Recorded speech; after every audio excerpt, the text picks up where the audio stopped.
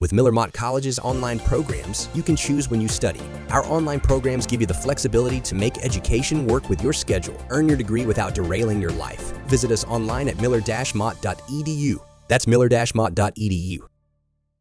Women also would wear these headdresses, and they would usually wear them as a symbol of pride, and they would also be donned during special occasions such as Coachella. No, I'm kidding. Like weddings and different things like that. My name is Richard Dix, and this is How Did That Happen? A podcast where I look at everyday things or events and try to figure out how they came to be. Every week I will research one topic, and by the end of the episode, I hope to truly have the answer to the question, how did that happen? All right, welcome back to another episode of How Did That Happen? It's episode 52 of HDTH. We recently celebrated our 50th episode and got over 1,700 downloads recently. Always trying to grow over here. I hope that you guys will head over to hdthappen.com for all the episode extras. You'll find things there like episode transcripts as well as pictures and or videos from every episode that I put out. There's also a works cited up there because I just like to keep it real. I can show you guys exactly where I found the information that I find. I'm not trying to make any of this up. It's all there if you would like. There's also a blog with articles that are written by yours truly. Kind of just a stream of consciousness really sort of thing for me, where I write about whatever is on my mind and help kind of get it off my mind. Let's see. So before we get started here, what am I watching? I don't know if you guys have seen it, but I just watched that Casey Anthony doc on Peacock. It was interesting, to say the least. I will say that I didn't finish it. I watched the first 2 episodes, and that was about as far as I could go. I was like, there's no way there's going to be any sort of revelation at the end of this where I'm like, oh, she's definitely not super guilty. You know what I mean? So I was just cool. I seen it. I saw it. Always try to be open-minded, and I just was really surprised. I wanted to see what they had to say. I wanted to see if she looked, if you know, crazy. And I don't mean this in any sort of insensitive way whatsoever, because I have my own mental health issues. But you look at that woman and be like, she's not stable. But move on from that to what am I listening to? Another little piece I'm adding to the housekeeping as we go on, just to tell you what kind of podcast that I'm actually listening to on a day-to-day basis right now. Can't get enough of the Tim Dillon Show. I really enjoy it. It's definitely not a plug for him. I don't, he does not need it, but it's definitely one of my favorite pods out right now.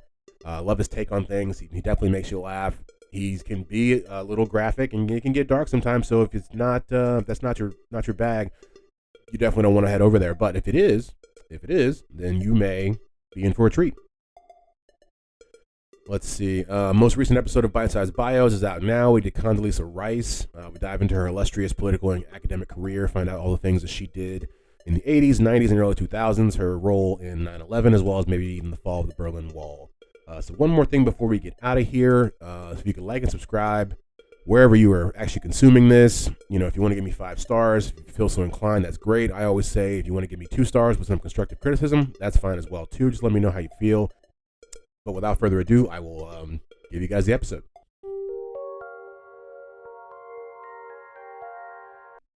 All right. Wreaths. We're going to talk about wreaths today. Is it wreaths? Wreaths? Wreaths? We're going to talk about wreaths. So the word comes from the Old English word writhen, W-R-I-T-H-E-N, and it means to writhe or to twist. It can also mean to band, so it seems like a pretty good word choice. Depending on who you ask, wreaths either came from the Persians first and then the Greeks and Romans, or the Greeks and Romans made it all by themselves. My money's on the Persians. I feel like from some of the articles that I've read, I described that people, like with most things, in trade and stuff, you find you meet the Persians, you're like, oh, what's that on your head? Because it must be mentioned the original wreaths were worn on as headdresses, and they were called. They're actually called diadems, which I'd never heard of and had to look that up. And they were a sign of power and or authority, and they were made of fabric adorned with jewels, and were usually worn by royalty and royalty alone. So you were either really powerful or really royal for you to have this. So when the Greeks or the Romans came into contact with the Persians, the first time, or not the first time, they were like, wow, look at that diadem on your head. I must have one for myself. And so they kind of bring that technology over to them. It's also said that the Egyptians also had a wreath type headdress of their own. But theirs was made of flowers and it was called a chaplet. So, different strokes for different folks. So the art of hanging Christmas wreaths, it originated with the Romans. So like they didn't maybe make the wreath as far as like, the first people to ever use a wreath of any kind, but they did create the idea of hanging it on doors as a sign of victory and their status in society. So either you were doing really well, you walk by somebody's house and you see a wreath on their door, or they are just really really high up in society, more important than you kind of thing. And so before the wreath became associated with Christmas, as we've previously stated, it was a prominent emblem of victory of some sort and power in ancient Greece and Rome. It was worn on the head as well as the door at some points throughout their history. Women also would wear these headdresses, and they would usually wear them as a symbol of pride, and they would also be donned during special occasions such as Coachella. No, I'm kidding. Like weddings and different things like that. Additionally, the victors of sporting events in ancient Greece, they were also given laurel wreaths, and laurel is just another type of kind of evergreen. This tradition is actually still used today during the Olympic Games, in which the medals are engraved with sprigs of laurel. So, things always, as we find, there's always these little veins of history that just won't, they won't go away. They're still around. They're still prevalent in society, even though we think we've come so far and we're so far removed from our Greek and Roman brethren of the past. We're not. We're really not. And so even before Christianity, plants and trees that remained green all year had a special meaning for people in the wintertime, because it was really important, or they thought it was really cool that basically these trees maintained their color and didn't die during the winter. So they were seen as like something that, kind of a prosperity sort of thing.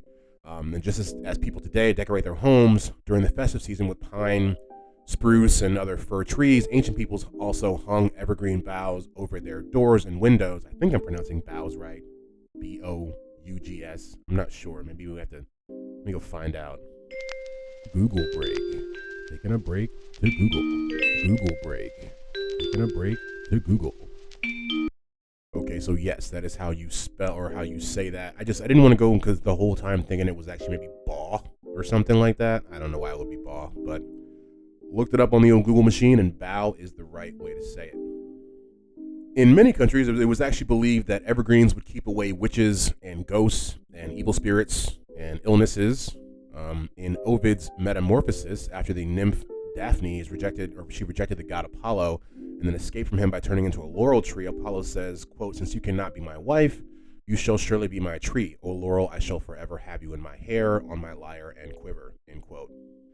Let's see. So this passage inspired art such as the marble statue of Apollo crowning himself, which reinforced the imagery of Roman and Grecian gods, and they're wearing a green crown of leaves. So this kind of inspired a lot of these statues that would then perpetuate the idea that important people wear wreath crowns, basically is what they're saying. Early Romans marked the solstice with a feast called Saturnalia in honor of Saturn, the god of agriculture. And I believe we talked about this, actually maybe even last episode. I can't remember completely. There's so many different Roman and Greek festivals and things they've done that contribute to history. But I think this is where they said that the candles came from, where they would make those cakes shaped like, no, was that the moon? I'm not sure. I have to go back. Maybe you guys can go back and find out for me. The Romans knew that the solstice meant this, so the Saturnalia solstice they're dealing with, they knew that it meant soon that farms and orchards would be green and fruitful, and so to mark the occasion, they decorated their homes and temples with these evergreen boughs. As we stated, it is boughs and not boughs. When I look at it, it just looks like boughs. And that is going to bring us to wreaths in the 1600s and beyond. So the custom of bringing evergreens home during the winter began around the 16th century in northern and eastern Europe, with Germany commonly being credited with the starting of the actual Christmas tree tradition. It is a widely held belief that Martin Luther, the 16th century Protestant reformer, first added lit candles to a tree, and which would, I guess, also lead into the whole idea of like the Advent wreath, although there are different ideas as to where that actually came from. The word Advent is derived from the Latin word adventus, which means coming, which translates to the Greek word parousia, which is basically the second coming of Jesus. By the 6th century, however, Roman Christians had tied Advent to the coming of Christ. But the coming they had in mind, like I said, was actually the second coming, and not like it is now with the coming of Christmas, basically. So the season of Advent And the Christian calendar anticipates the coming of Christ from three different perspectives: the physical nativity in Bethlehem, the reception of Christ in the heart of the believer, and the eschatological, second coming. It was not until the Middle Ages that the Advent season was explicitly linked to Christ's first coming at Christmas. So, like, it's really what you see is that throughout the time, the idea of the Advent and the Advent wreath has meant different things. But during this period, the pruning of the tree was actually a big part of the preparation process, and that's actually where we get the kind of modern idea of what a Christmas wreath is. And so basically, like, the limbs were cut off in an attempt to make the tree, more uniform and also to fit into the room. But they also wanted to cut it into the shape of a triangle, which would represent the Trinity, right? And so when you're doing that, all these shavings that are falling to the ground, and these people are very what's the word? They use everything that they have. They don't throw anything away. So they would take these extra pieces of greenery, which are still important because they're still an evergreen type of tree leaf, and they would make the wreaths with these. These would be the first kind of Christmas wreaths, if you will. Because if you look back, what we mentioned so far really is like they're wreaths that existed in history for other reasons besides Christmas, or really even Christianity. You know what I mean? They were worn on your head. Or they were put on your door, but not to signify Christmas. They were put on your door to signify your status symbol, or your status in life, or that you were victorious or celebrating something great, but it wasn't specifically Christmas. This is right here is where we really start to see the idea of Christmas wreaths being associated with actual Christmas festivities.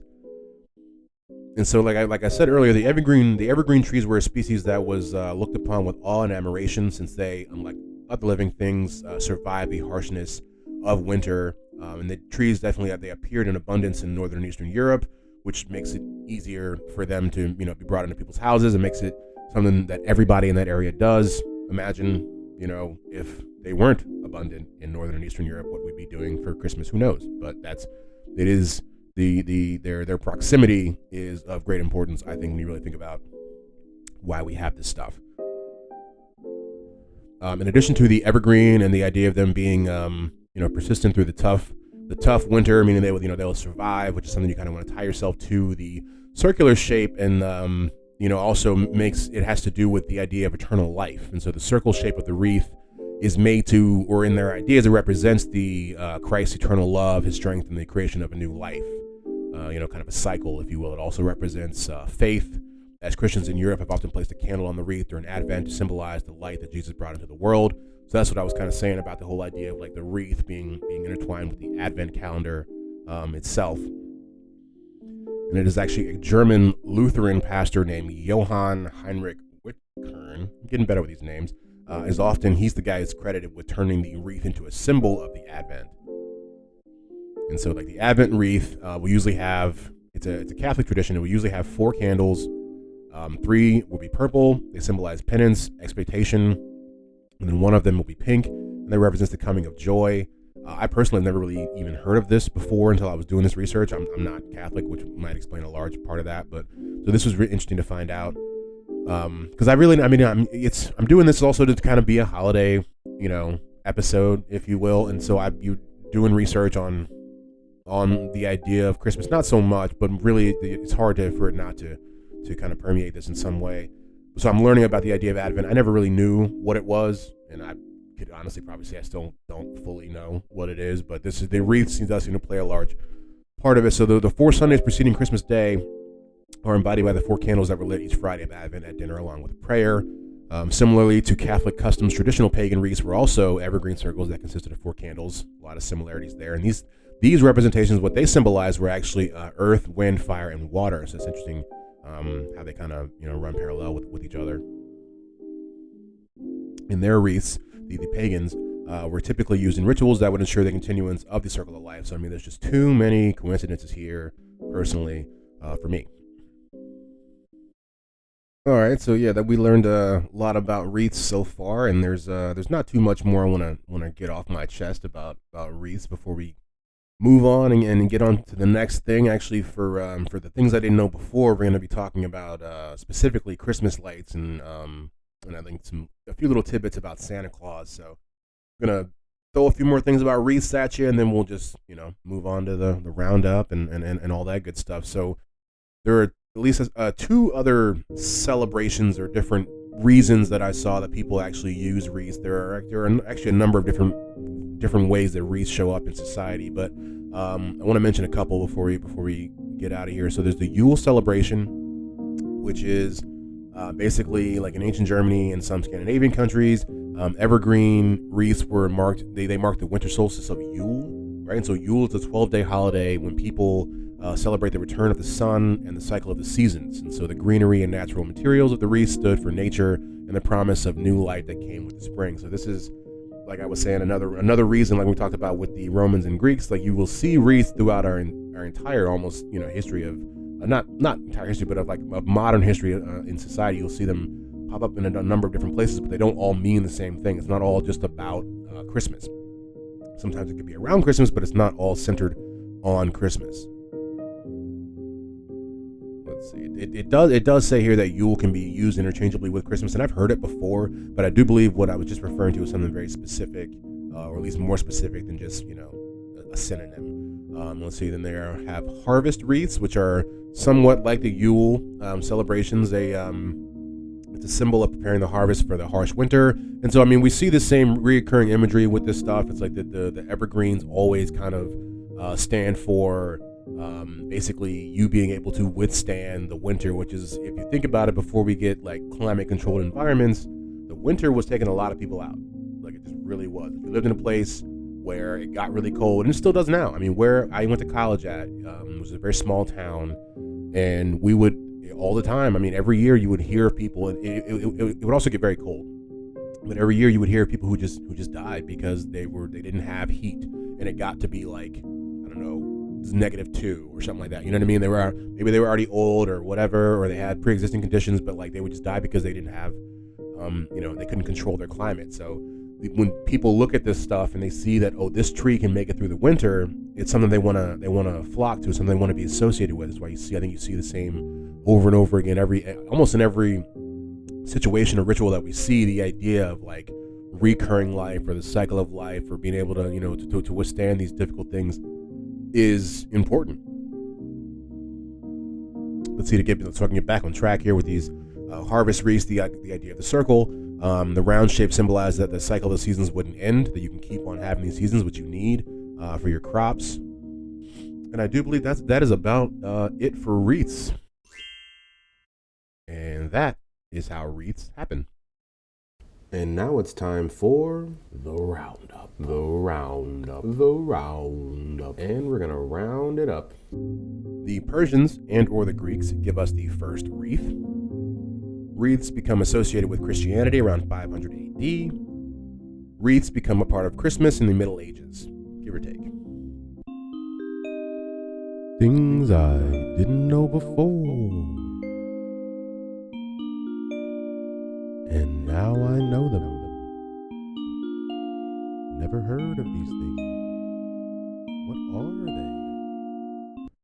All right, so for the things I didn't know before segment, it's going to be a little bit different, but not too much. It was more because normally this is reserved for things that I find during my research that I was just too juicy to not tell you guys as well. But this one, since I realized I'd already done the wreaths and I didn't really come across to anything wild, I thought, well, I'll just look up something else that I didn't know that's Christmas related and kind of throw it in here with that. So that's what we're going to get to today. Plus, a few other things. I learned something about Santa Claus, I think a couple days ago. I did not know that in some places throughout the world, they call him Father Christmas. I had never heard that before, and we actually had a conversation about that at my job, and I was just blown away. It's not mind blowing, but when you think of Santa Claus your whole life as being Santa Claus or Saint Nicholas or Kris Kringle, and then people out there they're saying Father Christmas, I don't know, it sounds more all encompassing than the idea of Santa Claus alone. It feels like, I don't know, I feel like when you say Father Christmas, I feel Santa's hand on my shoulder or something, like just telling me it's gonna be okay. I don't know, but so that's one thing I definitely didn't know, to kind of keep it in the running in the vein of what normally happens here in this segment.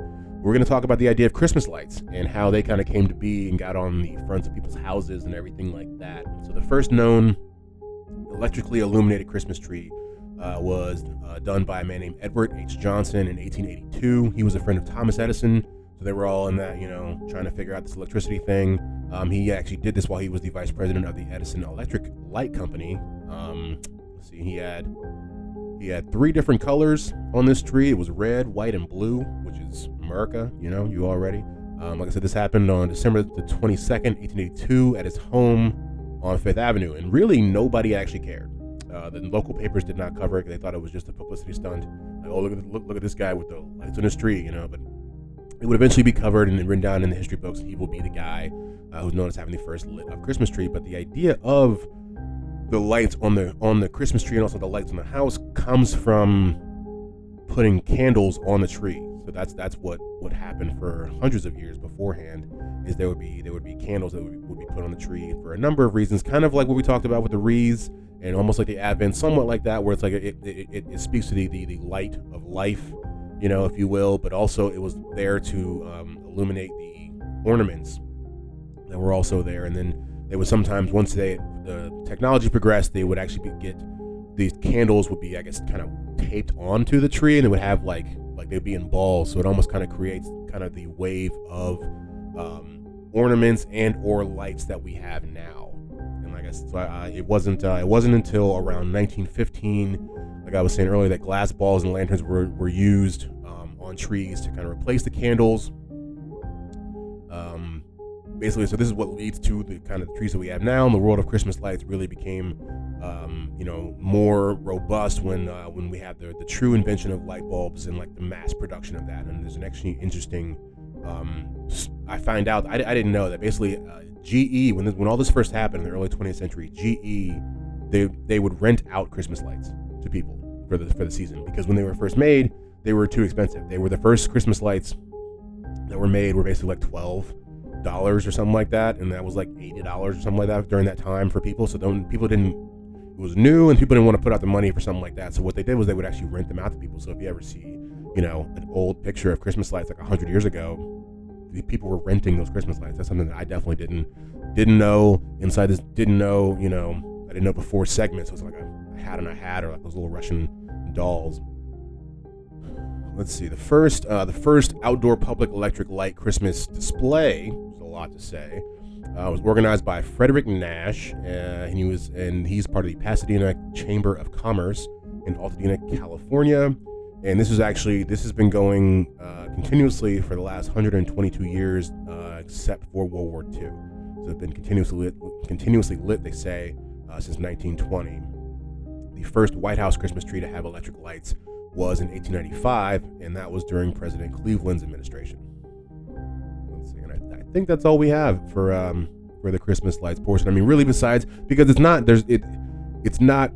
that interesting to go any further into like the 20th century about it. Basically, like I said, they go from renting lights, things become more mass produced. Everybody can have them. I think this is the first real place you see lights on houses in the suburbs. Or also in the tract housing, which was a part of the early 1960s. But like that stuff, I don't know. It's not that juicy. But so that's it for things that I know before this week.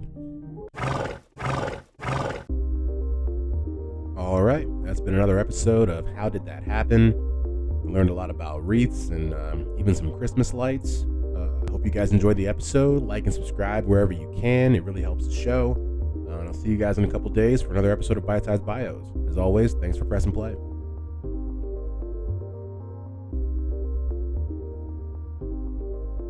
Judy was boring. Hello. Then Judy discovered ChumbaCasino.com. It's my little escape. Now Judy's the life of the party. Oh, baby, mama's bringing home the bacon. Whoa, take it easy, Judy. The Chumba life is for everybody. So go to ChumbaCasino.com and play over 100 casino-style games. Join today and play for free for your chance to redeem some serious prizes.